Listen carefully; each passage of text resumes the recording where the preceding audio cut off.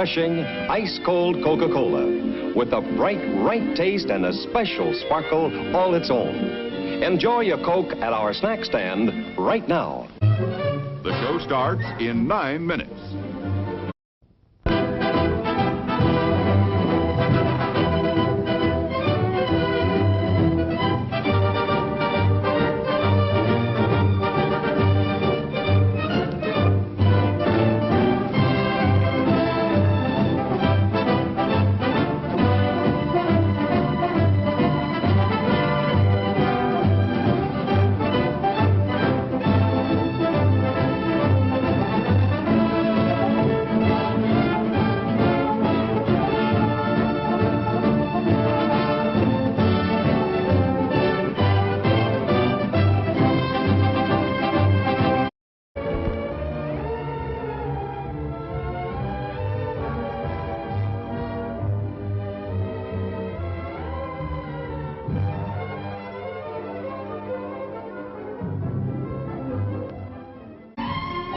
The show starts in 8 minutes.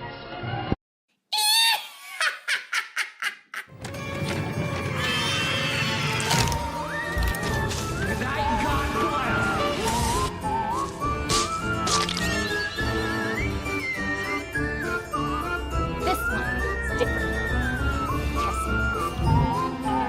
So, we're just... Put the gun down before you kill someone.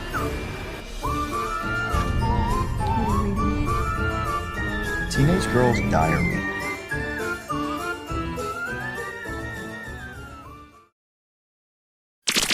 Hello and welcome to another Dollar Store Drive-In. I'm your host, Laura. I'm Joel. And we're the Newlydeads. We are. Yes. And if this is your first time watching, we'd like to say thank you for joining us. If this is not, welcome back. Yeah. We are a half-hour chat show where we discuss a movie that we've watched. Usually that movie is kind of like a B kind of movie. And we've got some criteria for it. The first one is it needs to be under $5. It needs to be either horror, sci-fi, or thriller genre. And it needs to be a movie we've never seen before. So, yes, exciting. There's a lot of movies out there, so it's not too difficult to make that a reality. Yes. This is a visual show that you're watching, but sometimes we turn it into a podcast. I should say every week we do. Every week we turn it into a Not podcast. sometimes. So if you want to listen to it instead, you're welcome to do that. If you're listening to this, you should watch us. We are on YouTube. And you can find us at thenewlydeads.com for all of the other channels and all the places that were being shown. Awesome. There's links to each of the sites. And so that way you can find out, the schedules and stuff like that. But, you're always welcome to find us on the tubes, the YouTubes. It's usually the easiest way. Check out our blog. Yep. She writes a blog about small businesses, and I write a blog for movie reviews and events, upcoming events, including I almost said the Wolf Hollow. Wolf Market. The Wolf Market. The Witch's Hollow Wolf Market. Yes. I mean, none of those things, but those words, just not in that order. Yes, it's the Wolf Hollow Witches Market, which is going to be on October 5th from 12 until 9. It is at the Boone County Fairgrounds in Belvedere, Illinois. And there will be a beautiful Belvedere, Illinois. And there will be, I don't remember, 175 vendors. I don't know. Like 7,000 people. I don't know if I'm inflating that, but I think I know it's over 100. I think it is 175 vendors for some reason. It's more than it was originally like 150, and then they did add some more. Yes, so I think it is 175. They also do a witches dance. There's like live music. Besides that, there's food. Drinks. We'll be there, so come check us out. I do lots of different kinds of paintings. My favorite thing to paint are ghosts. So you'll see a lot of ghosties in our booth. You'll see a lot of Joel's artwork. He does a lot of different kinds of things, but a lot of digital art. He draws something called the work in progress, where it's over now. It's not even the work in progress. It's completed. Chapter 1 has been Chapter completed. 1. It's a montage of monsters. Yep, it's 100 different That's what you should call individual it. characters. You should just call it the montage of monsters. Montage of monsters. It's taken me over a year The to complete, monstertage. and it is finally done. I'm just doing the last minute big reveal of who everybody is. So if you were playing the game that my wife here has enjoyed playing, who's that, and she figures it out. She's gotten almost all of them so far. She's doing really well. But anyway, there'll be a good artist. A key that you can go to our website. And oh, hi Bailey. There's a key that you can go to our website, and there'll be a key there, or there'll be the image there with little numbers on it that'll correspond with a spreadsheet, and you can then just go and look it up if you're not sure and you'd like to know. But otherwise, you can play the game that a lot of people enjoy playing. Yeah, but they will be available there. Going to try and have plenty just in case. We're going to get them professionally printed and numbered, and he's going to sign them and all that kind of fun stuff. Want. But if you are interested in one after the event, and we still have some available, you can reach us at contact@thenewlydeads.com for any of our artwork that we may have available. Yep. Still trying to figure out if we're going to do a store at some point, but for now, anyway. Yeah. All right. Well, let's get into why people are joining us. The movie we watched this week is not The Snow Creature. No, much to my youngest dismay. They really wanted to watch Chagrin. I like that word. But it's on the Snow Creatures DVD set here with 8 bonus movies. So it looks boner movies. Yes. The one that we ended up watching was The She-Beast from 1966.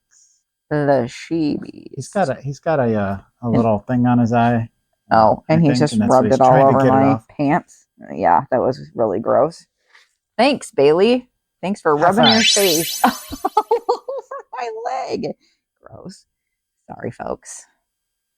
You feel better? He's so cute. How can you be mad at him? Acres. All right. So let me read the synopsis. Hi, Bailey.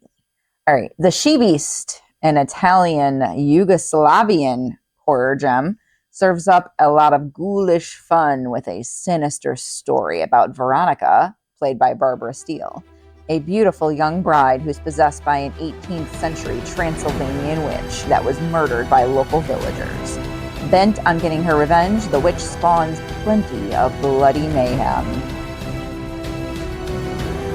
75 minutes long. I don't know if that's accurate. There's not a lot of bloody mayhem. The version on this was rough. It was like a rough cut there. It was an edited. Well, it was an old film print that hadn't been cleaned up, and all the magic been done to it that they do these days to a lot of old films that give them a whole new life on Blu-ray, 4K, etc. And so we started watching that way, and there was a lot of concern and naysaying and whatnot. So I did a quick research and found out that it is available on Tubi if you'd like to watch it yourself, and a restored, remastered, way better, beautiful version of it that I believe was done by. I had looked it up last night because I wanted to be able to tell you who it was, and now I forgot. It's an Italian. You put it in your notes? I didn't. No. It's an Italian label that redid it. They did a great job, and it just it kind of showed them why I love buying like Blu-rays and physical media like that, because when you see the difference between one and the other, it literally is like an entirely new film. Yeah.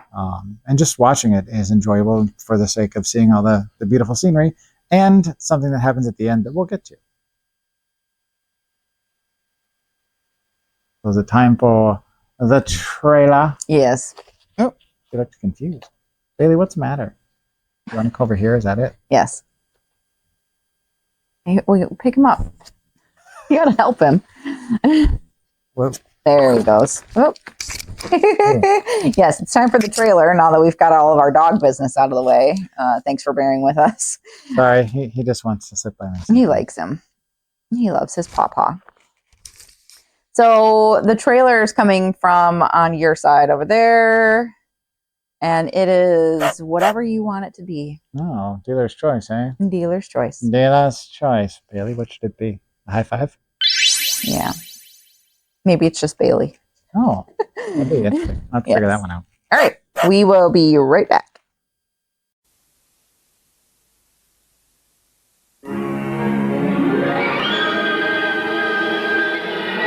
The She-Beast. Deadlier than Dracula. Wilder than the werewolf. More frightening than Frankenstein. Another victim of a strange revenge, wreaked on the innocent from beyond the grave, hurling a town into a terrifying struggle against the powers of darkness.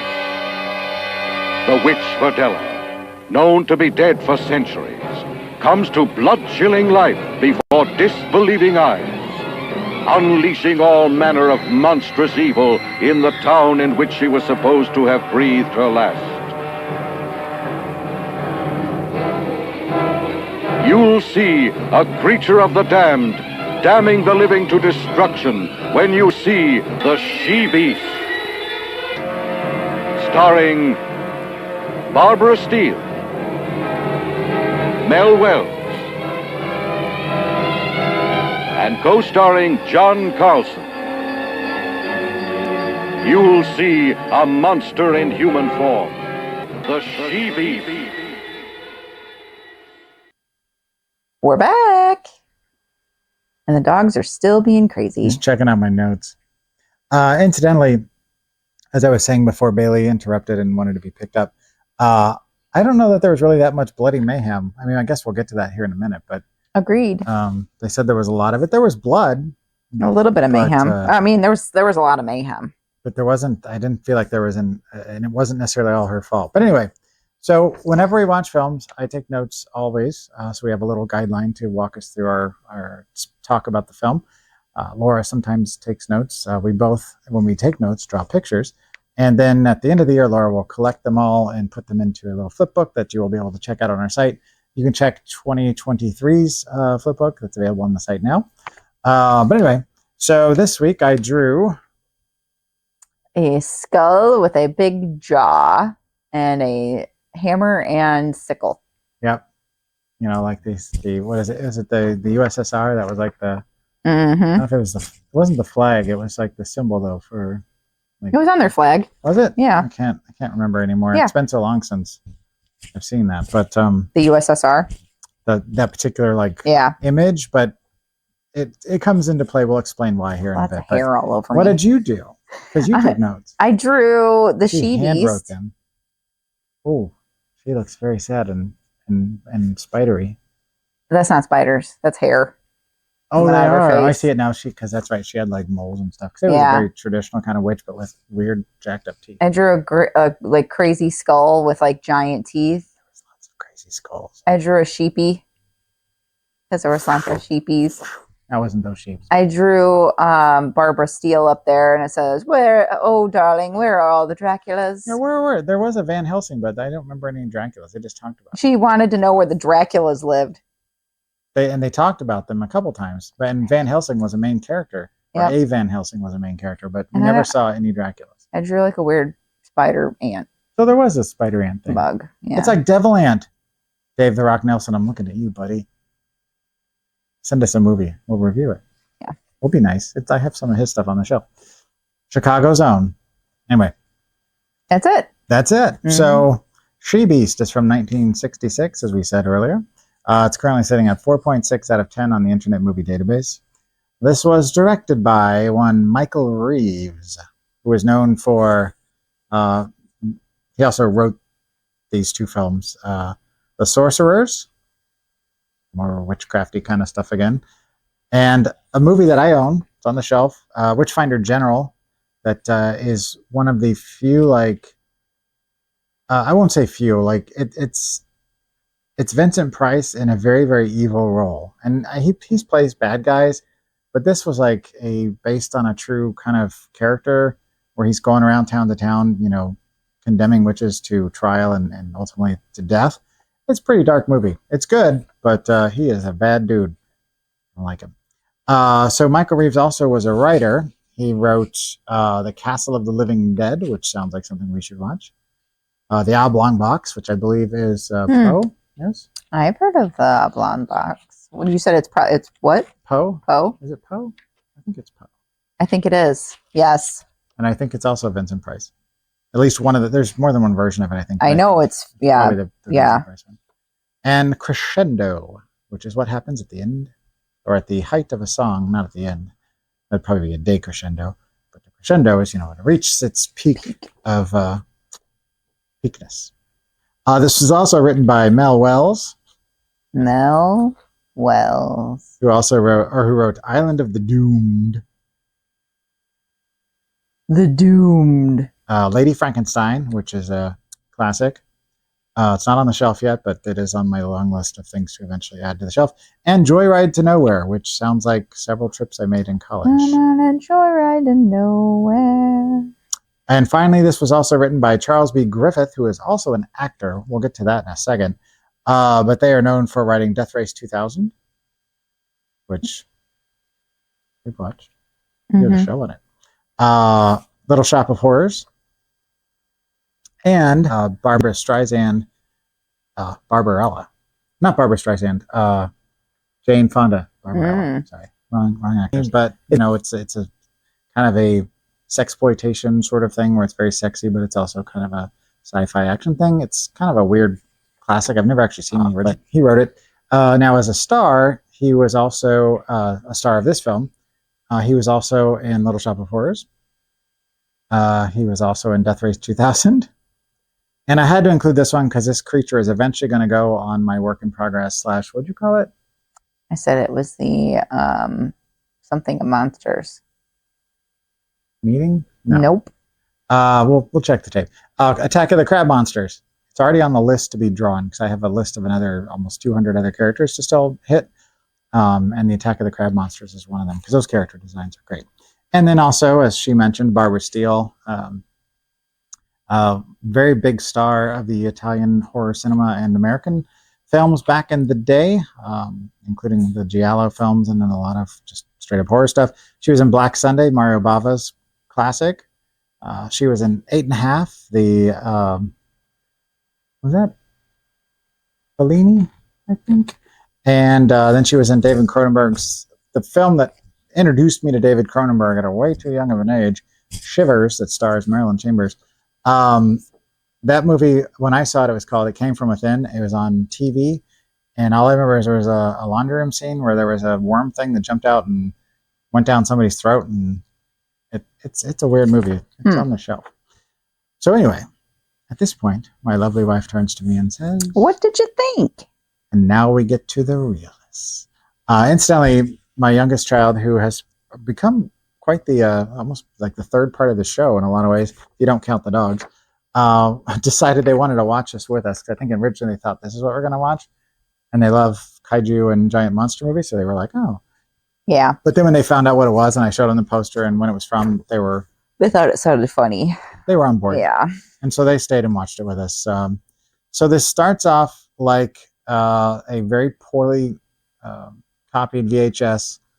And I'm fine with, having like a lower grade print, but this was like pretty low grade, degraded kind of print. It was horrible. So we switched to Tubi and started over from the beginning, and it had an alternate title because these movies back in the day went through a lot of different titles because they would be shown in different places. And then, that was a good way to get people back into the theater if they weren't sure they'd seen it.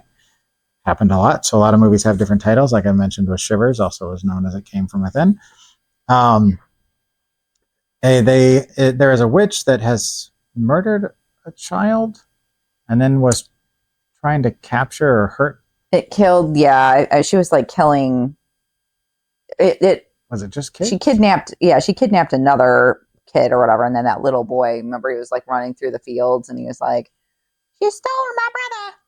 And he was bloody when he was running through the field, but from the time he got to the top of the hill to the church where they were having a funeral, he suddenly was covered in dirt, like he'd just gotten out of the coal mines. I don't know how it happened. Yearning for the coal mine. That's what you guys said, which is freaking hilarious. But yeah, he was just covered in soot. Like it was weird. So then they go and they get the witch, which went by, according to the subtitles, her name changed constantly. So it was hilarious. Like the subtitles were so funny. Bordella. Yeah, Vordella. One time it was Montana. It was so weird. This is why, kids, you want to make sure you type up your own subtitles rather than let an automated system do it, because it proved to be funny for us, because if we had a list, she probably had 20 different names. It was funny. And like it was just like a running joke by the time like the movie ended. It was just like every single time they would say her name, it was something different. And she was very clearly played by a gentleman. Like I didn't feel like they were even trying to make. It was supposed to be a female witch. I don't know why they just didn't cast a female in the role. But they weren't even trying to give the illusion. And I did write Montana because that was the best. Funny. So then they capture her. They drive a giant stake through her back, attach her to a big seesaw type thing, and start to do a way that they used to torment and they torture witches and stuff, where they like would dip them in the water and like see if they drown. If they drown, that means they're not a witch. If they didn't drown, then they were a witch. So either way, you're dead. Yeah, because like if they find that out, then they'll burn you at the stake. Then they find a worse way to kill you. Yeah. But in this case, they kept dunking her, but she only went up to like about here, and occasionally maybe she got a little bit of wetness on her face, but they never like dunked her even halfway. But she ended up like dying or whatever because they did it a bunch of times. It was like waterboarding. It was like more like waterboarding. They were like, bloop. It's like one of those. But she was like impaled. She did get stabbed through the back. So to be fair, she was mortally injured probably. Yes. It would have been a very slow, painful death, but it was just funny because they were dunking her and she was acting like, every time they dunked her, she was drowning, and she clearly wasn't even submerged. But I just kept picturing that. If you've seen Kill Bill and that scene with the boop, with the little water thing, I just kept hearing that sound in my head. So then I noticed that when Barbara Steele shows up, I said that she's going to take us to the Yip Yip Yip because she's got a vague passing resemblance to Pollyanna McIntosh, but much shorter. She does. And then 42 minutes into the film, I paused it and I was checking the time because I was like, where's the she-beast? I didn't know that if it was going to be the witch or if there was going to be like a monster. Because, she-beast sounds like she was going to maybe summon a monster. The entire time. Exactly. And so they had the she-witch right out of the gate to get you invested. She-beast. But then you didn't see the she-beast, until 42 minutes again. She didn't come back. And yeah.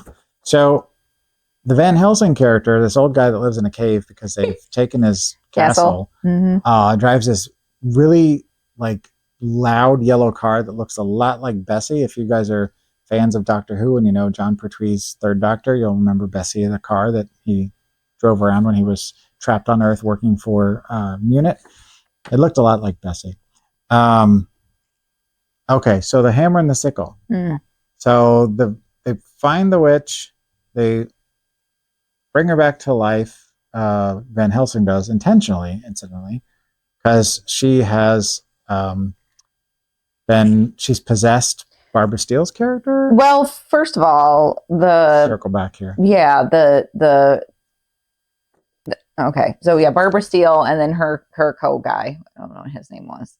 Face McDude. Yes, that guy. They are traveling on their honeymoon, and then they stop at like this hotel or whatever. And the freaking dude that works at the hotel is a pervert. Was like staring at them while they were like about to make love or whatever. And so the husband goes outside and just like beats the crap out of him. Like he would have killed him. Bashes his head into the wall. He's like bleeding and he passes out and whatever. So like the next morning, well, they were going to leave, but then they were like, it's too late to like go or whatever. So we'll just leave in the morning. So then they start going in the morning and like his brakes aren't working and neither is his steering wheel. And so he like drives off the road into the lake where they had killed the she-beast in the beginning of the movie. She was still attached to the big seesaw thing, which is a waste of wood. Yeah, seriously. And then his wife disappeared. Yeah. So they drag him out of the lake and he's fine. And then he's like, my wife's still in there. So then the guy goes and grabs the wife. And quite possibly the funniest run and jump into the lake scene I've seen. and then he comes back and he's like, oh, you saved they go back to that hotel or whatever. And he's like, oh, you saved his wife too? And he's like, yeah, but she's dead. And he's like, oh, it's too bad because she's beautiful. And he's like, I don't know what you're talking about. She is not beautiful. And then he's like, okay. And then you find out that it's actually the witch that they pulled out of the... And that she has now been essentially taken over the body or possessed or whatever Barbara Steele's character. But she looks like the witch. But she looks like the witch. And so in order to get Barbara Steele back, they have to do this ceremony to, get her out of the witch. But anyway, so she starts wreaking havoc. She kills some people, but they're not really that bloody. But there's a scene where she's fighting with a guy. She grabs a sickle. She kills him with it. And, I'll put a sickle here just in case you don't know what I'm talking about. She kills him with it. And then before she leaves the room, she tosses it on the ground and it lands directly on top of a hammer. And it perfectly looks like, the hammer and sickle symbol. And USSR. Comical. Because, it's what'd you say? It was the first, was it Yugoslavian? And Italian. So, yeah, there was definitely some commentary on communism.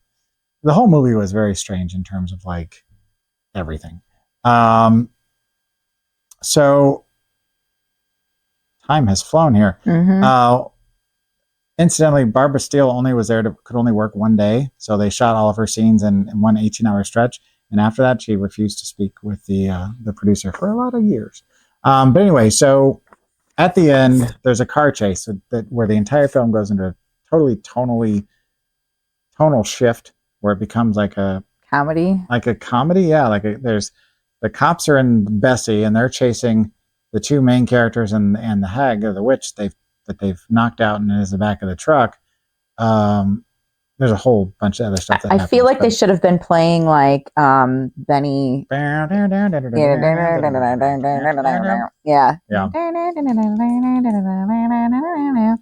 So they're chasing them around, and then there was a running gag that there was this motorcycle that every time they turn a corner or whatever, the motorcycle goes by and it's sped up anyway, so that it looks even sillier. It's like this same dude. Every time. And they're going down a different road, or they're miles away from where they were just at a second ago. And then they go around the turn, and here's the guy with this little hat on with a mustache, and he's wearing all black, and he's And we thought it was maybe they just were trying to give the illusion that there was other traffic.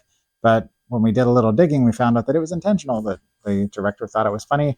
And this was all second unit stuff. So the actual director wanted to take it out because it was so tonally different, but the runtime would have been too short, so he didn't have a choice but to leave it in. So then it goes to the big climactic finale, and then you get the twist at the end, and credits roll. And my kid asked me, when is She Beast 2 coming? And there was never a She Beast 2, I don't think.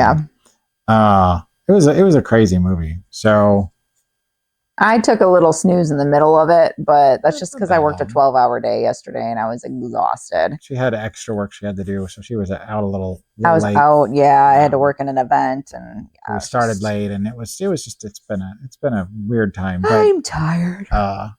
So at this point, is it that time? Yes. So out of Dracula's. Of course, she's gonna give us that because I liked that. Out of the Draculas. Mm-hmm. So for me, I felt like it was enjoyable enough, and we all had a good time with it. There was definitely some good parts to it, but there was a whole lot of weirdness and bad stuff too. But nothing that I couldn't forgive because of just the insanity. So I ended up giving it a 1 out of 5 just because I felt like it was worth watching. I might actually even watch it again if the circumstances were right, but I'm not going to go out my way. I would give it a 1.5. You're a little more generous. Yeah, because I thought it was funny, and I was having fun talking to your kid. I don't know. Maybe I misjudged it. Maybe after another viewing, I'll do better. But it was definitely a fun little ride. Yes. All right. So if they don't want to watch this movie, what do you recommend? This one was easy. I even said it while we were watching it because I was like, man, this feels just like 2009 Sam Raimi classic Drag Me to Hell. Which is such a good movie if you haven't seen it. My mom gave me my copy that I have on DVD, and primarily because of the goat scene, which she found hilarious. But if you've never seen it, an old hag-like witchy woman comes in, and her house is going to be taken away. She asks the lady who is there if she can get a little more time to pay it, and her boss says no, but she blames it on the girl who is the one that actually has to deliver the news. She curses her, and then a whole bunch of insanity ensues, and a lot of people are dead, and poor Justin Long. And there's a lot of just crazy, over-the-top violence, and it's your typical Sam Raimi kind of fun joint. It was really good. But if you've never seen it, it's a fun time. Not everybody loves it, but we're a Drag Me to Hell house. And the hag in this, the witch, very much reminded me of that character. Yeah. Even the look. And so there you go. All right. What are we watching next week? I'm not blowing this up because, we've got more movies to watch. So I'm just going to gently put it down.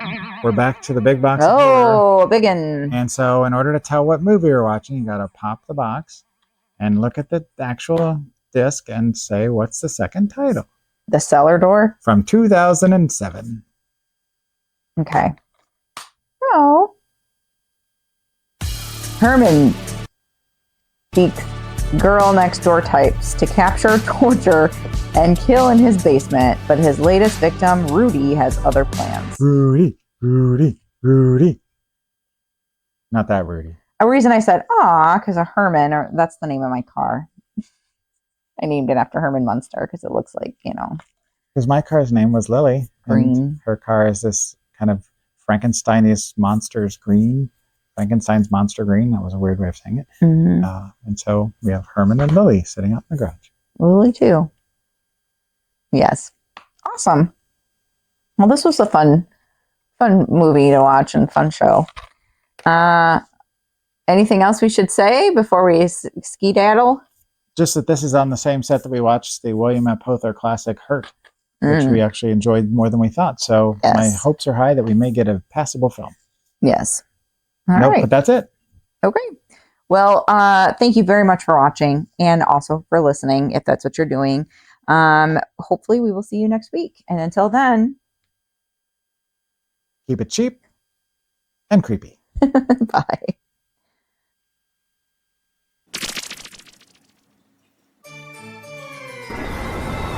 Go look after your mother and sister. Where are you going? We gotta finish this.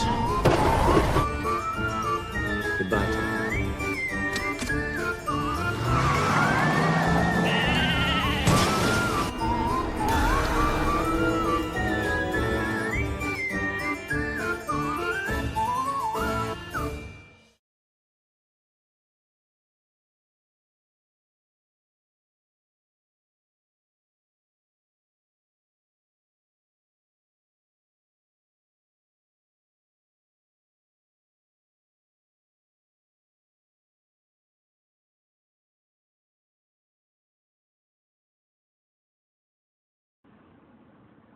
Happy birthday to you.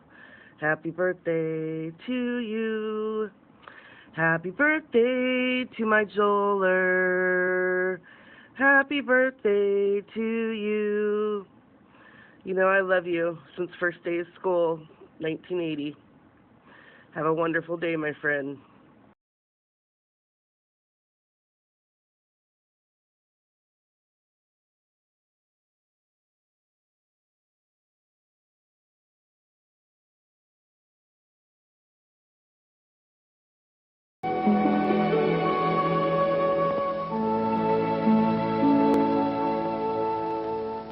And now, on with the show.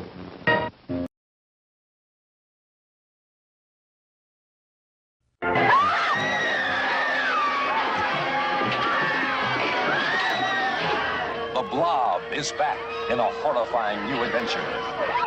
And you are there, startled, stunned, terrified, as the blood-red creature rolls over and eats everything in its path. We're going to burn the place down. I can't take any chances. Beware, the Blob. Starring Robert Walker, Gwynn Guilford. First thing you do when you get home, you go fishing. You know that's not the first thing I did when I got back home. Beware, Godfrey Cambridge. Beware, Carol Lindley. Beware, Shelley Berman. You would like a haircut? It'd be $400. Beware, the Blob. Larry Hagman and his pals tried to stop the Blob with a pitchfork. Beware, the Blob. Look out! Consuming human flesh on contact.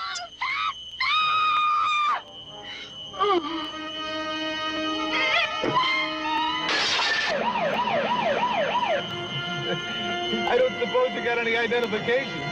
Nothing can stop it. Not fire, not water, not even bullets. Don't move. What do you mean? Huh? That thing. That's it. Oh! Oh! See Son of Blob.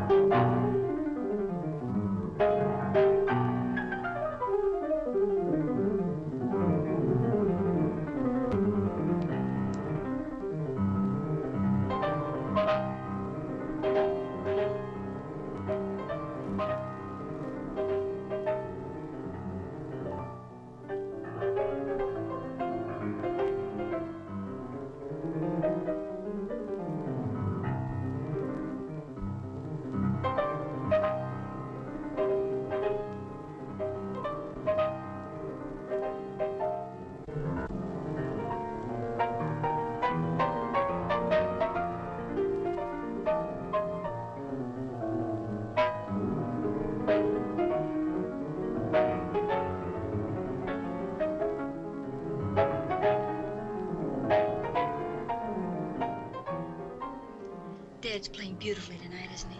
There's no finer artist.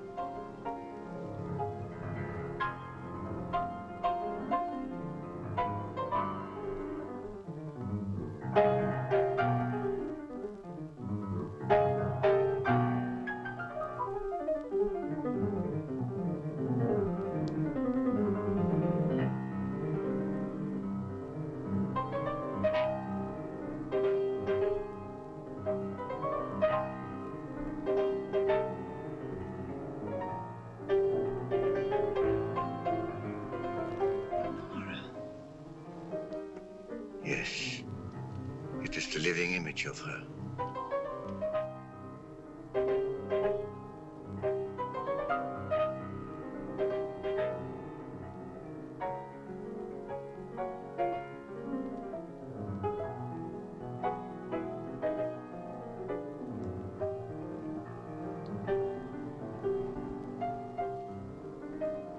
Bob, will you change seats with me? Why, of course, dear.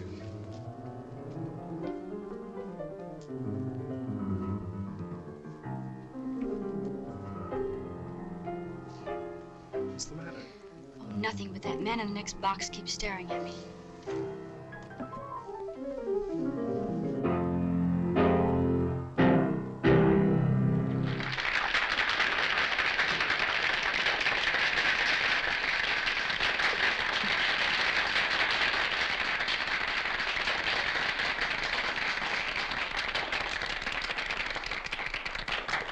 Let's go back and see Dad during the intermission. All right.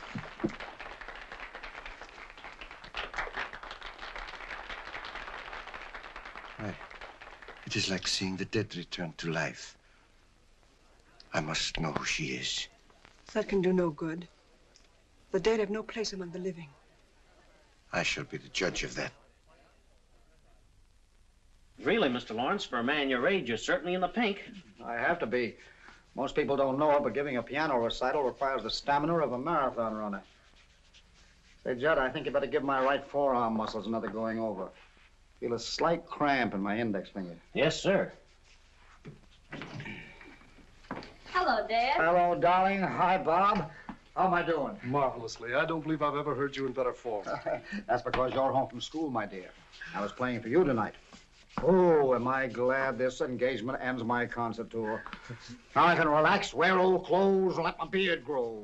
Oh, and devote some time to your only daughter. You know, I feel as if I'd been sired by a grand piano. Don't bite the piano that feeds you, my darling. See what that is, Bob. Yeah.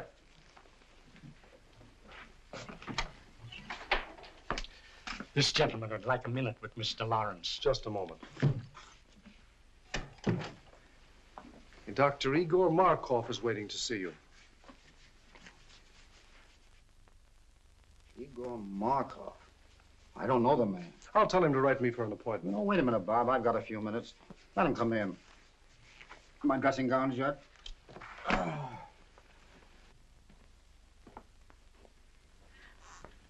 So I have the pleasure of addressing Mr. Anthony Lawrence. That's right, Doctor. What's on your mind? I should like to apologize to this charming young lady for my seeming rudeness. Well, I don't know what you're talking about, but go ahead. This is my daughter, Patricia, Dr. Markoff. Please forgive me, young lady, for staring so rudely at you, but I really could not help it. Seeing you tonight was quite a shock because you are the living image of my wife, Lenore, as she looked at the time we were married. She was taken away from me under very tragic circumstances. I understand. I accept your apology. Thank you.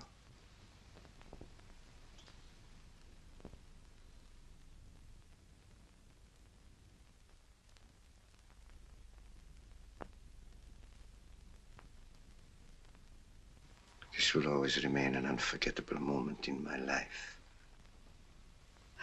Thank you. Auf Wiedersehen.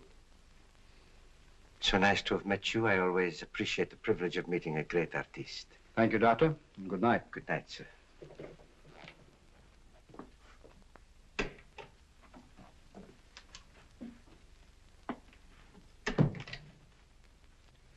Funny people, these foreigners. Do you suppose Pat really resembles his dear departed, or... Or is right. That cock and bull story was old in Caesar's day. The nerve of the guy. My dear boy, you've got to get used to other men admiring Pat. She's a very beautiful girl. There's a difference between admiring and ogling. By the way he stared at me, he gave me the jitters. You'll find him in the next box, fishy stare and all. Oh, no, I won't. We're going to hear the rest of this concert from backstage. Then I'll have to get your wrap. You left it in the box. Oh, please do. I'll wait for you here. Well, Judd, 5 minutes. We better get ready.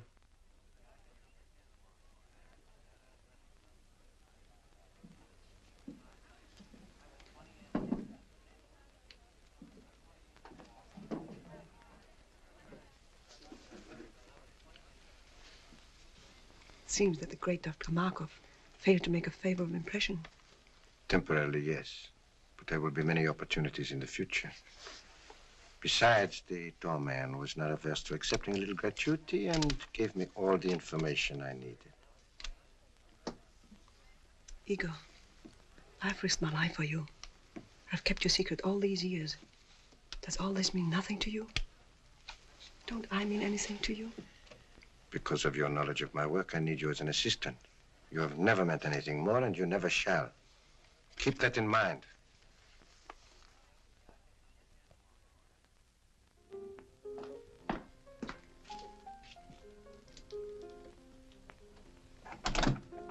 Flowers for Miss Lawrence.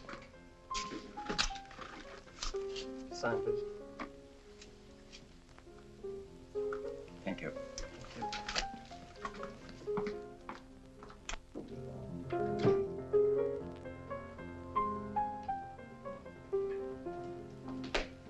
More flowers for you, Miss Lawrence.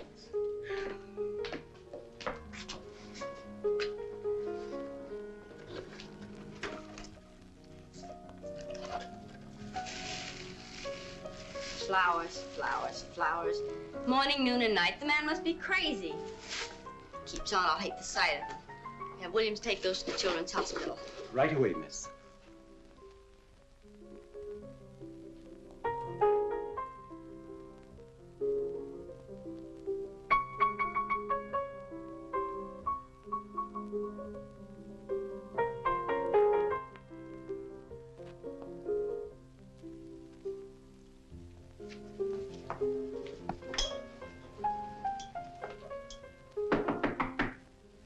Come in. Dad, you've just got to make Dr. Markoff stop pestering me. First it was flowers 3 times a day, and now he's sending notes with them. Yeah, look. I can't stand any more of this. You've just got to make him let me alone. Well, the man must be out of his mind. I never heard of such presumption. Now, don't you get upset about it, Pat. I'll take care of Dr. Markoff. You just forget about him and let me handle this. What are you going to do, Dad? I'm going to call on our friend and tell him very plainly that his attentions to you are unwelcome, and he must stop them immediately. You be careful, won't you? Careful? What do you mean? Well, you'll probably laugh at me, but when you call on Dr. Markoff, will you take Bob with you? Pat, I can take care of myself. He won't make any trouble. But you said yourself he was out of his mind. Did you notice his eyes that night in your dressing room? They seemed to stare right through me. You've been listening to too many horror radio programs lately. What you need is a good workout on the badminton court. Come on, run along. Fear not, fair lady. I shall beard the reptile in his den.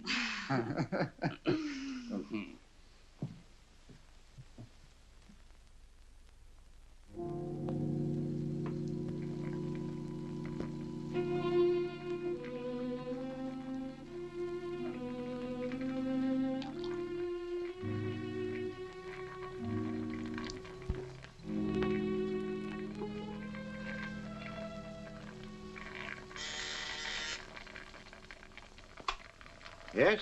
Mr. Anthony Lawrence is here to see you, Doctor. I will see him in a few moments. Oh, and Maxine, you had better relieve me. I am making a new batch of X54 and it requires constant watching. I'll be right in, Doctor. The doctor will see you in a few minutes. Won't you be seated? Thank you.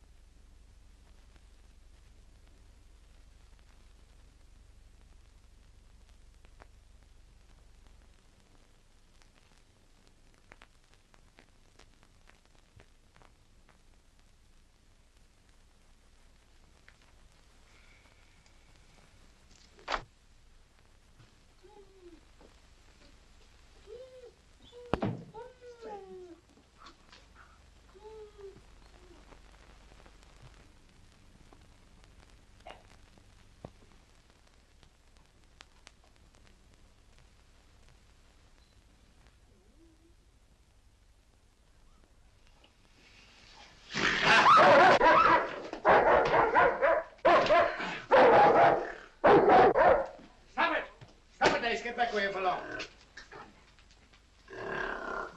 I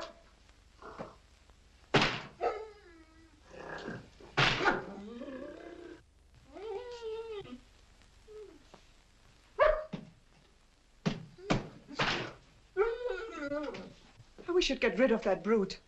He's always hated me, and I'm deathly afraid of him. Oh, don't be a fool. He's perfectly safe in that cage. How could he harm you?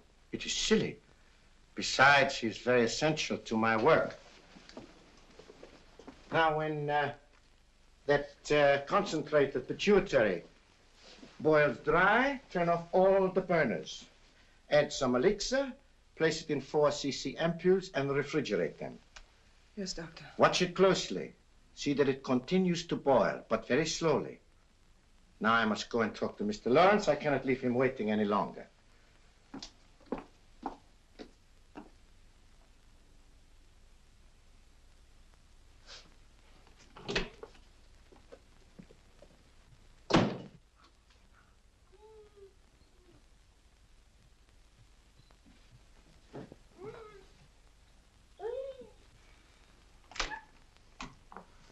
Oh, Mr. Lawrence, nice to see you again. This isn't a professional call, Dr. Markoff. I've come here on a purely personal matter. Oh, well, in that case, you'd better come into my private office. Thank you.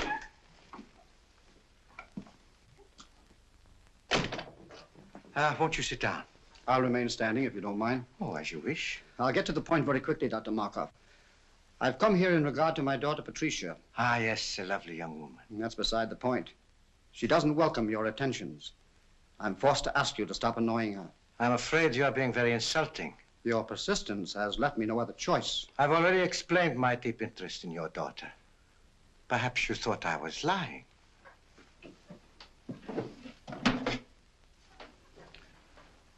Would you look at this picture?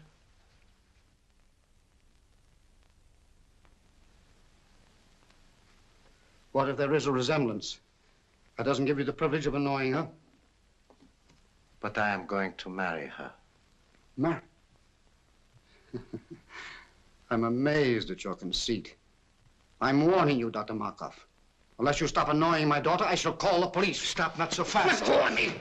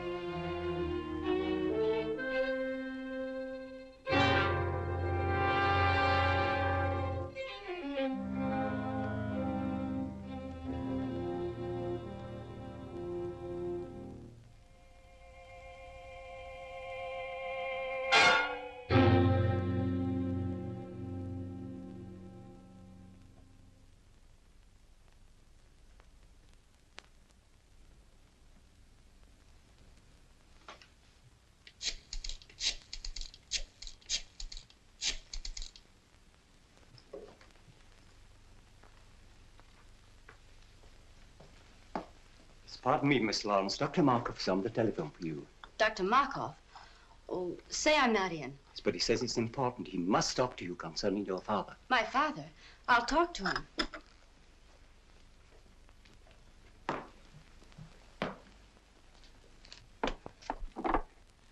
Hello? Yes, Miss Lawrence speaking. Oh, Miss Lawrence, your father has had a slight attack of vertigo. Yes, he's here in my office. It was probably brought on by overwrought nerves. I was wondering if you had not better come and get him. Is he very ill? No, not seriously. However, scarcely able to drive his own car. Of course, I could keep him here, or if you wish, I could call an ambulance. Ambulance? Oh, no, I'll be right there. Where is it? 1335 Cliff Drive. Thank you.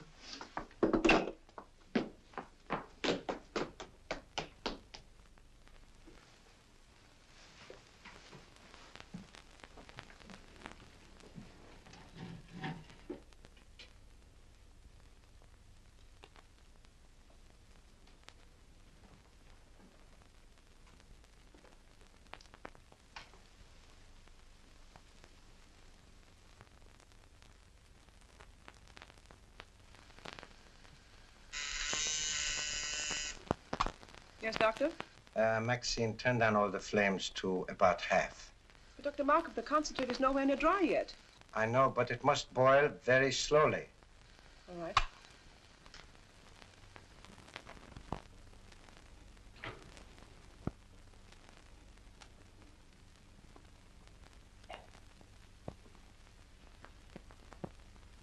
So you see, Mr. Lawrence, nobody having witnessed our encounter, I am perfectly willing to keep it a secret. Of course, if you desire to say something about it, I will admit that you threatened me with violence, and I was forced to protect myself. It is simply a case of your word against mine.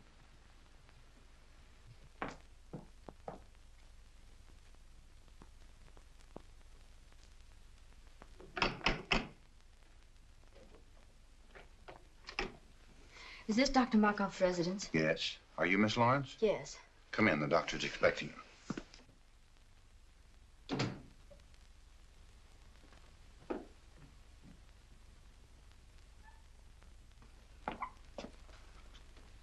Father, how do you feel? Pat, what are you doing here? Dr. Markoff said you were a little indisposed, so I came to drive you home. Are you feeling better now? Yes, much better. You well enough to start? Yes, of course. Steve, help Mr. Lawrence to his car.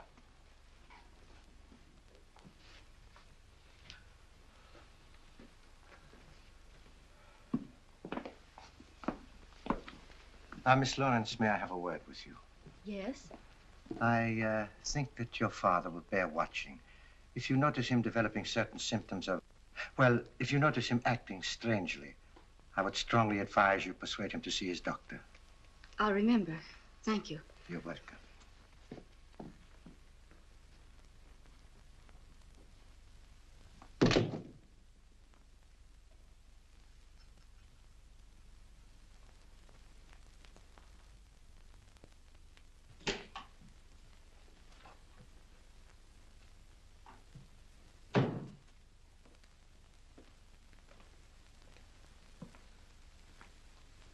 Have you finished? Yes, I did exactly as you told me. Why are you working on a formula X54? I thought you were satisfied with X53. Not quite. I have succeeded with X53 in arresting the disease acromegaly, but it will do no more than hold it in check. Come, I will show you.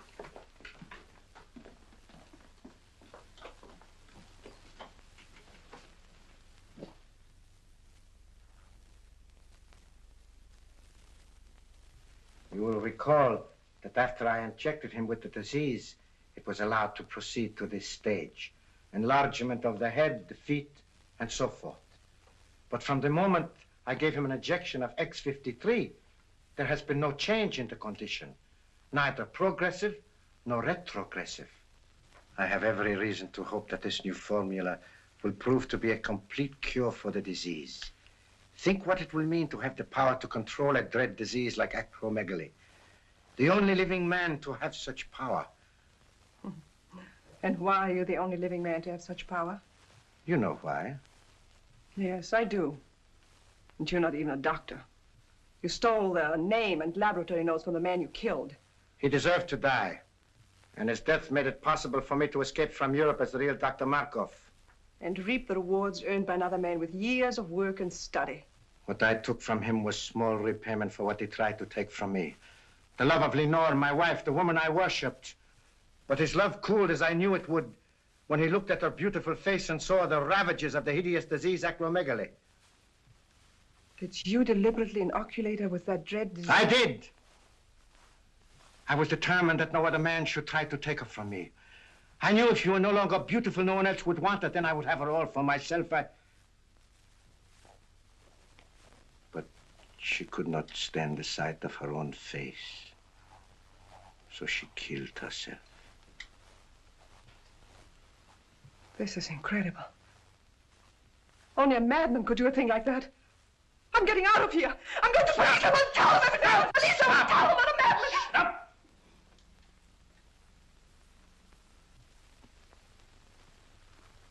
You are going no place. You are going no place. Go to your room. Stay there.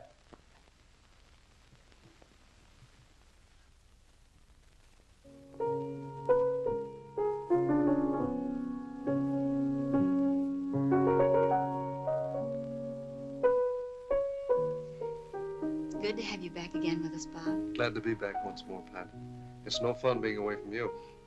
I do wish you didn't have to spend so much time out of town. If I didn't, your father would probably get himself a new business manager. You know, it's chiefly on his business I'm away so much. I know.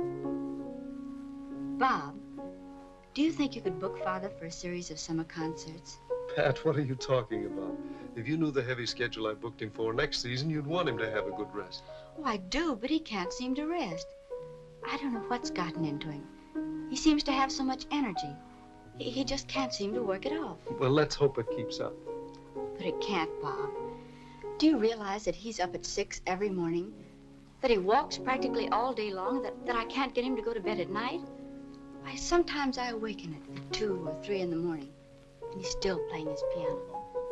That's not normal in a man of his age.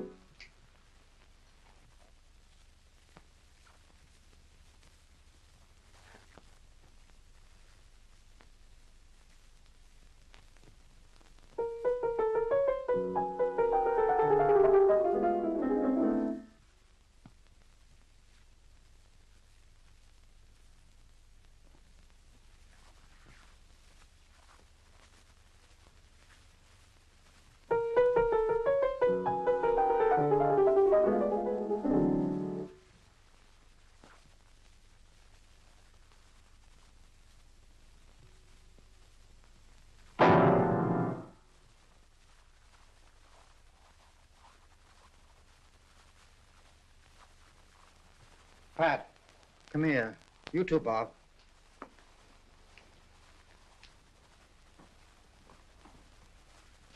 Doesn't it look as if my fingers were thicker? Well, your hands are swollen. Well, the fingers are anyway. Oh, I feel awkward. When did you notice this? The past few days, I felt something coming on. My feet, too, seem enlarged. All my shoes feel tight. Do you suppose you've eaten something that poisoned you? Oh, no. I'd know it if I had. He said if you felt bad, I should persuade you to see a doctor. Who said? Dr. Markoff. Markoff? Yes. When was that? That day you went to see him about a social matter. Oh, rubbish. Why should I see a doctor when I never felt better in my life? Because I want you to, Father. Promise me you'll see Dr. Adams at once. Let me call him now. Nonsense. There's nothing the matter with me, really. I'll tell you what I'll do. If this condition doesn't clear up by tomorrow, I'll drop in to see Dr. Adams just to put your mind at ease. But you won't go. You'll put it off. Why don't you let me call him now? Because it isn't urgent. Anyway, right now, I feel like going out for a walk. But you've been walking all day. I can't help it. I feel restless and full of energy.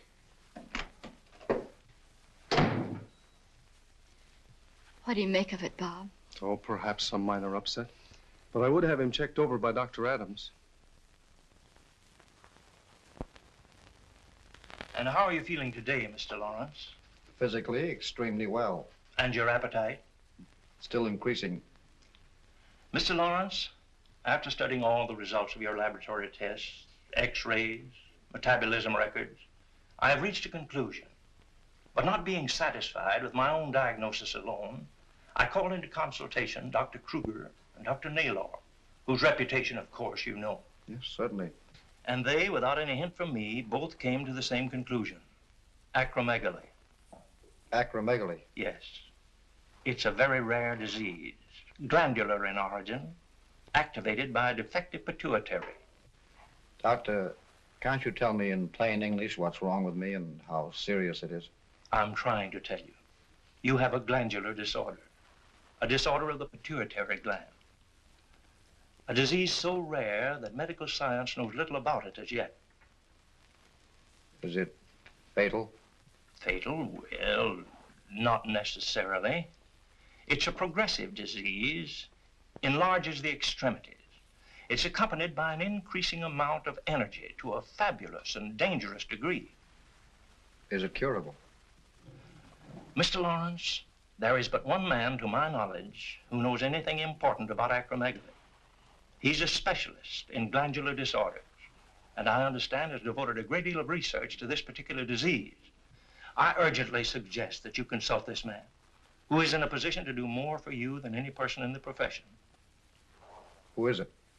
Dr. Igor Markoff. Dr. Markoff? Yes. Do you know him? Yes? Strange you didn't think to consult him. Well, I've just met him socially. I don't know him socially, but his name ranks among the top names in the profession. His reputation is international. So he is, therefore, the man that you should see, Mr. Lawrence. I'd rather not see Dr. Markoff. Isn't there anybody else I can consult? No.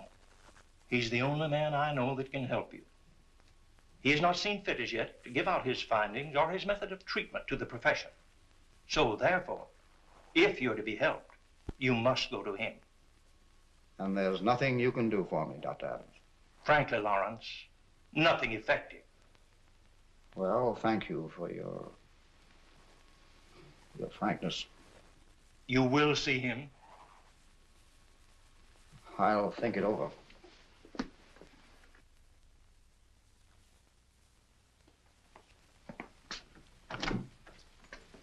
Hello, Stack. Is Miss Lawrence in? Well, how do you do, Mr. Blake? I'll tell Miss Lawrence you're here. Bob, darling, I'm so glad you're back.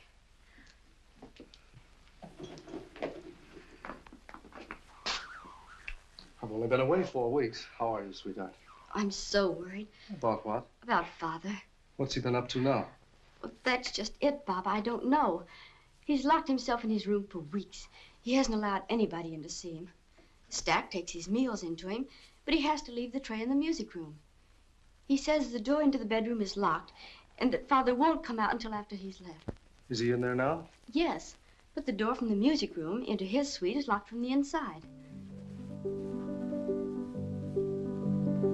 He sounds in excellent form. He hasn't touched the piano in weeks.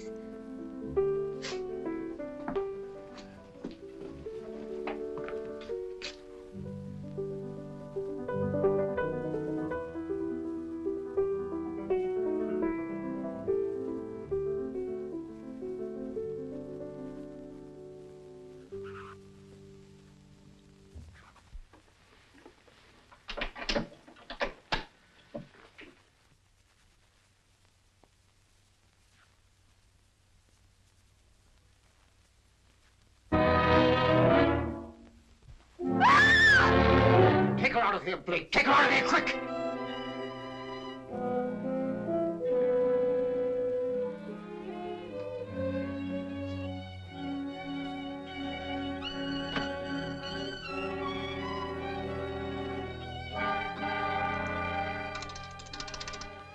Oh, Stack.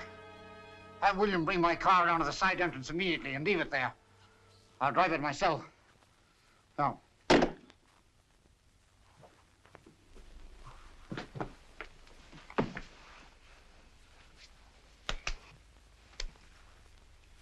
Darling. Easy, darling. You fainted.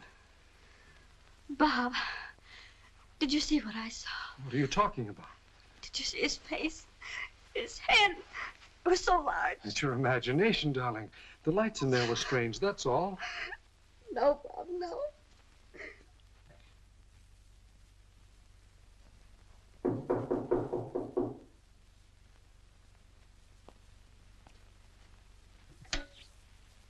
Maxine, see who's in my waiting room. Maxine! Maxine, are you there? Maxine! Maxine! Maxine!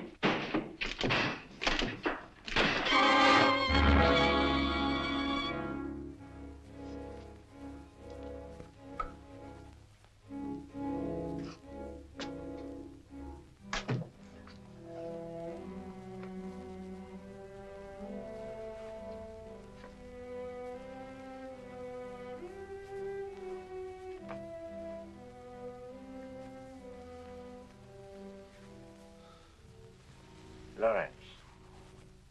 Yes, Markoff. Weren't you expecting me? You knew I'd have to come to you sooner or later. To you, the one man with experience concerning the hideous disease of acromegaly. Oh, you had it cunningly worked out, Markoff. So I would be forced to come to you alone for help. Then you would be in a position to dictate your own terms in exchange for that help. Terms which no doubt would involve my daughter, Patricia. Oh, you were clever, Markoff. Exceedingly clever.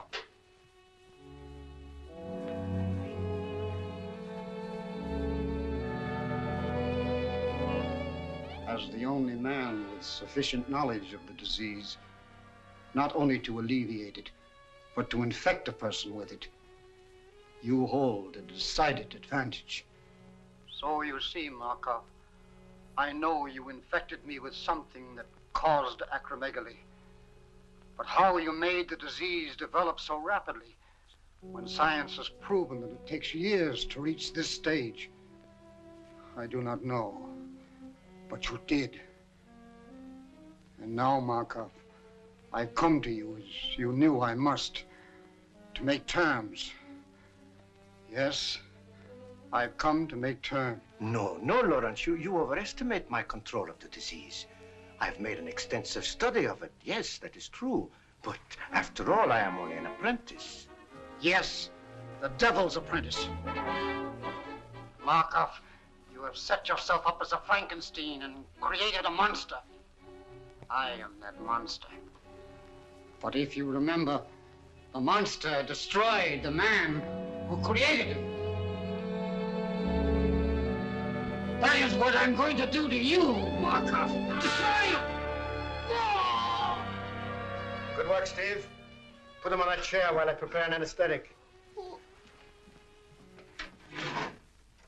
Darling, I wish you wouldn't disturb him again this evening. But I must put my mind at rest. Can't you take my word for it, Pat? I'm sorry, Bob. In this case, I can't. It's locked. You see, he doesn't want to be disturbed. But I must see him. Oh, not tonight, Pat, please. In the morning, perhaps. I'll tell you what. I've got to see him in the morning on some business. And as soon as I've finished, I'll send for you. How's that? Well, make it early. I can't have this hanging over my head. I know, dear, and I'll make it just as early as I can. Now, how about getting some rest for yourself? You look exhausted. Oh, I suppose I do, but I can't help it.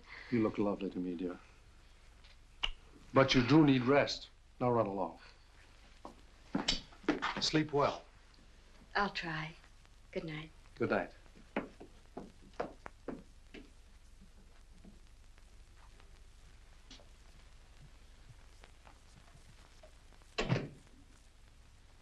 Oh, Stack. Stack, have you got a key to the music room? Why, no, sir. Why? Well, it's locked, and I wanted to see Mr. Lawrence. I'm sorry, sir, but he's gone out. Out? Oh, yes, sir. About a half an hour ago. He had his car brought around and then dismissed William. Where did he go, do you know? Not the slightest idea, sir. I didn't see him, but William said he was all muffled up. Oh. Stack, I wish you'd ring me at home when he comes in. Very good, sir. And shall I wait up for him, sir? Well, no. If he comes in soon, you might ring me. Otherwise, go to bed. I'll see him in the morning. Very good, sir. Good night, Stack. Good night, Mr. Blake.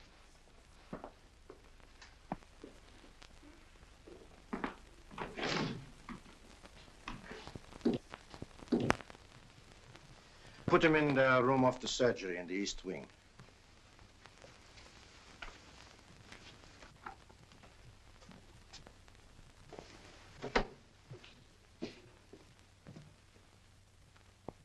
How could you be so inhuman as to infect him with that disease in order to bargain for his daughter?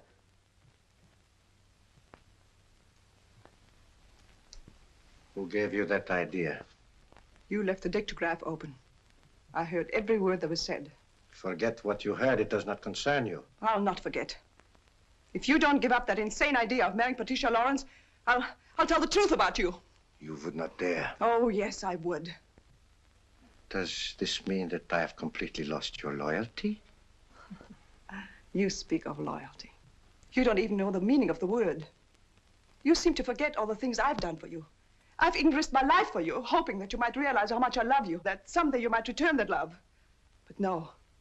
All I meant for you was just someone to help you attain your own selfish aims. I'm tired of it. I can't stand it any longer. Do you hear me? I can't stand it. I'll never let you marry that girl. Never, never, never, never!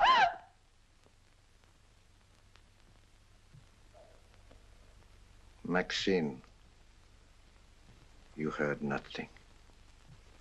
You heard nothing. You heard nothing. Now go to your work.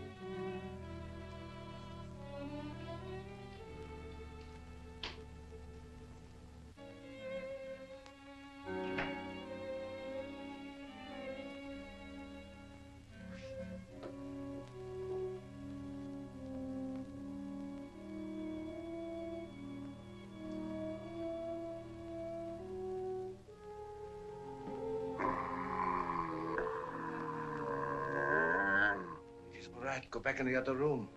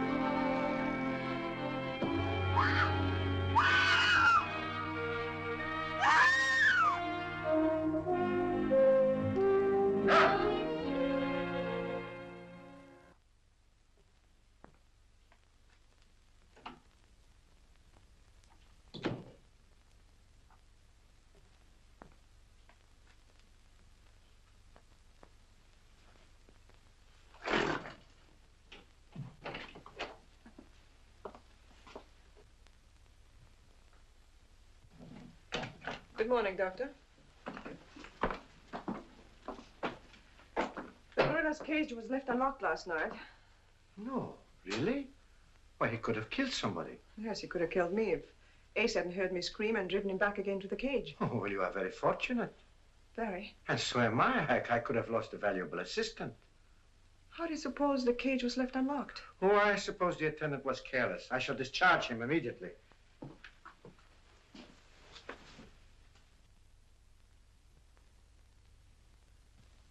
Look, Doctor. It's normal. You've discovered a cure. Maxine, it is marvelous. Maxine, this is great. Do you know what it means? It means that I can ask my own price. I can... Yes. Oh, by the way, Maxine, I have a special prescription I want filled at Hancock and Groves. You will go and see to it yourself personally.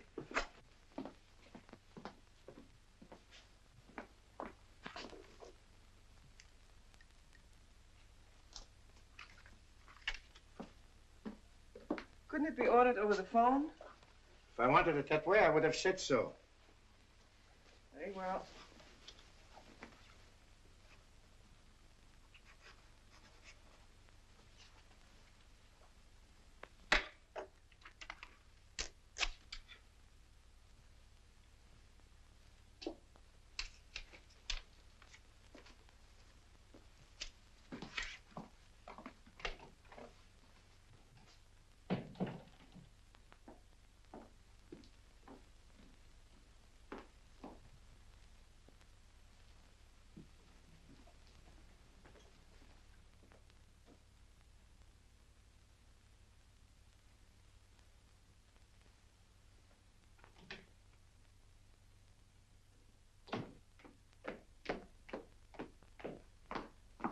Good morning, Stack. Good morning, Miss Lawrence. Have you taken my father's breakfast into him yet? No, I haven't. You haven't? Why not? Well, as a matter of fact, your father isn't in. Isn't in? Where did he go? I don't know. He didn't say. When did he go? I can't exactly say. Sometime last night. Last night? Yes, miss. You mean he's been away all night and left no word? Absolutely none. I'll get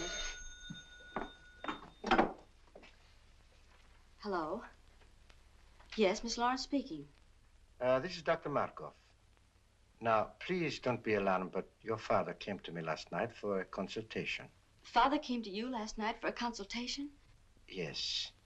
I found it advisable to keep him here for observation. How is he? Well, he's quite comfortable now. Yes, quite comfortable, Miss Lawrence, I assure you. I'll be right over and pick him up and bring him home. I would strongly advise against taking him home, Miss Lawrence. But why? I can't leave him there. Do you think I should take him to a hospital? I suggest you leave him right where he is, Miss Lawrence. You see, I have all the facilities here to take care of him in my sanatorium. Oh, I didn't know you had a sanatorium, too. I'll be right there. When Mr. Blake arrives, tell him I've gone to Dr. Markoff's, 1335 Cliff Drive. Dr. Markoff's, 1335 Cliff Drive. Yes. Very well, miss.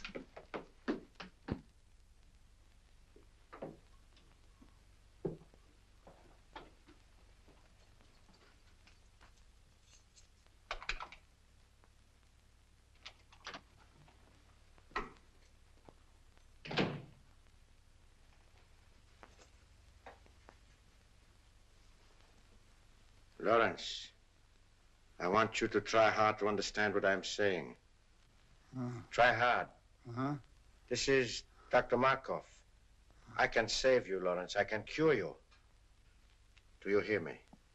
Yes, I can hear you. Good. Remember that I am the only one that can cure you, and I will cure you on one condition. A very simple condition, Lawrence. Your daughter is on her way over here now. I want you to persuade her to be very agreeable to me. No. You can convince her that it is you she is coming to see. You can tell her that I am helping you. That is a very little thing to ask for your cure. No. Very well. We shall see about that.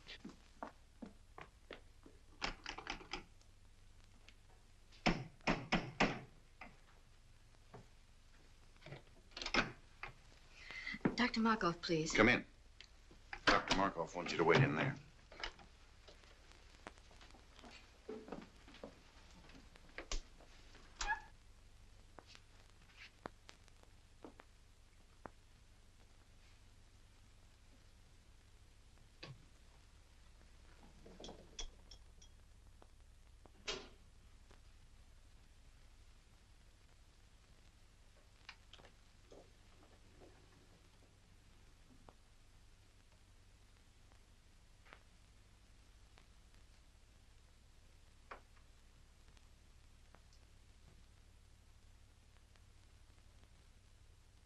How long ago did she leave for Dr. Markoff's stack? About a half an hour ago, I should say, sir. I'll have to step on it. 1335 Cliff Drive, you said? That's correct, sir.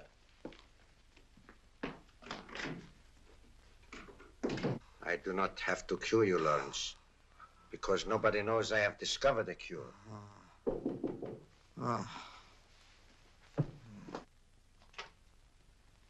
Miss Lawrence is here.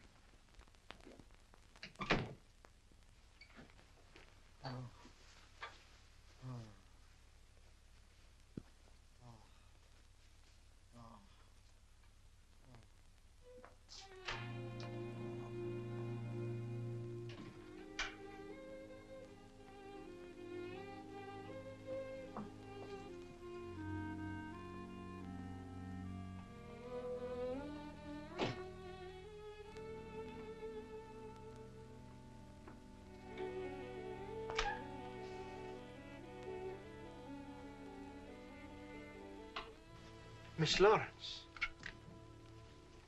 Oh, it is a great pleasure seeing you again. Dr. Markoff, how is my father? He's resting comfortably. Please be frank with me. What's the matter with him? It is a glandular ailment.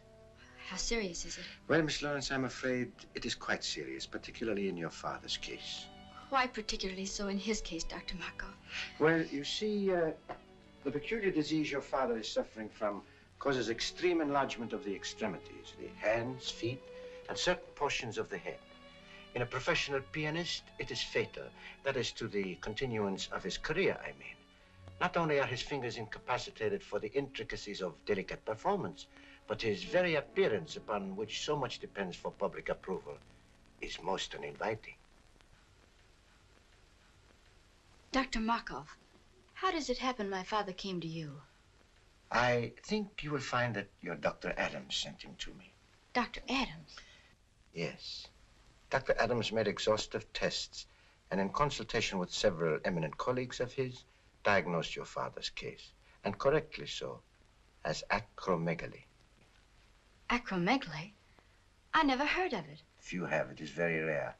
And since glandular disturbances are my special field and acromegaly my particular interest, your father was advised to consult me. With what results? I am anxious to cure your father, Miss Lawrence. Most anxious. Providing he is willing to obey my instructions to the letter. Do you anticipate any lack of cooperation on his part, Dr. Markoff? Perhaps some. You see, Miss Lawrence, it is rather long and slow treatment. Naturally, a man of your father's nervous temperament will be impatient, obstinate, even rebellious on occasion. Progressively so, as the brain begins to function more normally. You see, Miss Lawrence, your father is mentally incompetent. You mean he's... Oh, well, shall we say, temporarily unbalanced mentally. The functioning of the pituitary, being aggravated by pressure, makes the patient physically violent on occasion, and great care must be taken that he does not do violence to himself or to others. Dr. Markoff, I must see my father. I can easily understand your need to do so, Miss Lawrence. I would gladly save you the pain if I could. But I know you will not be satisfied unless you do see him for yourself. Besides, it will give you a basis for comparison. It will give you new hope from day to day as you see him improve. Where is he? Take me to him. In a moment. But remember, although he is still under a sedative, he might easily be aroused to violence. I will advise not to excite him, merely to reassure him that he will receive the very best of care, that you will see to it yourself personally, and that you recommend he do everything possible to cooperate with us. I will. Take me to him. This way, Miss Lawrence.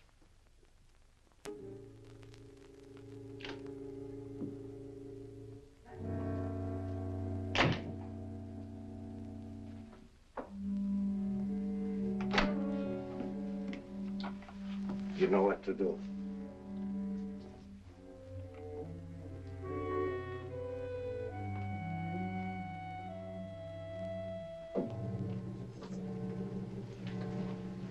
And remember, Miss Lawrence, advise your father. Fullest cooperation in every way possible.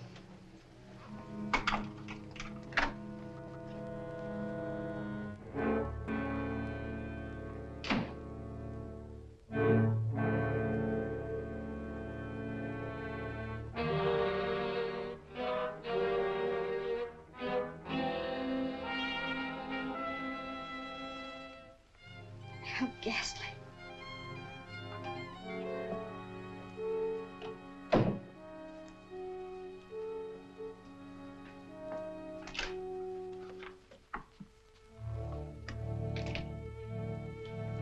You can't go in there, Maxine. Why not? Dr. Markoff said so. Are you trying?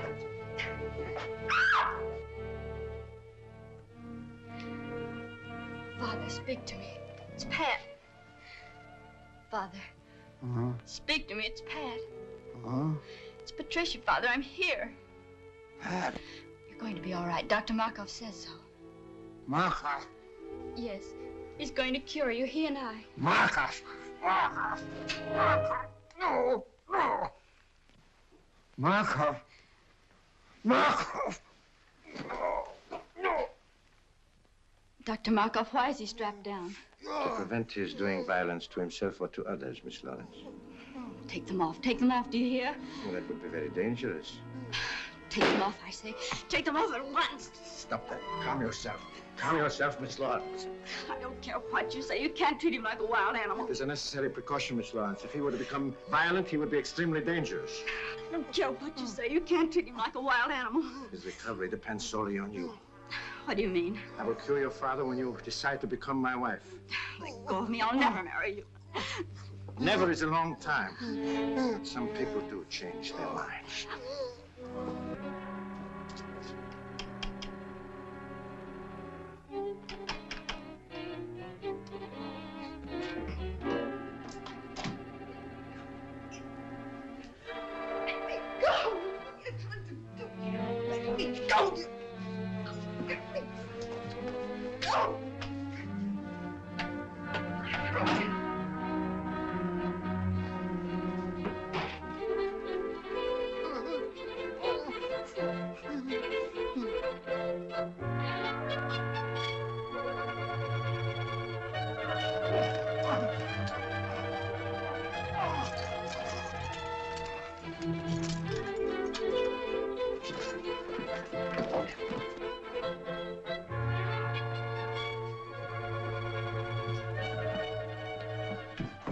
Oh, hurry. Father needs help.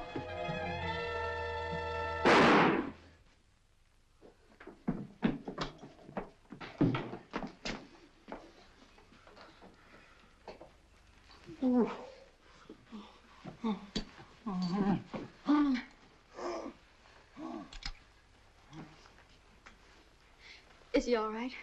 Yes, he's just fainted.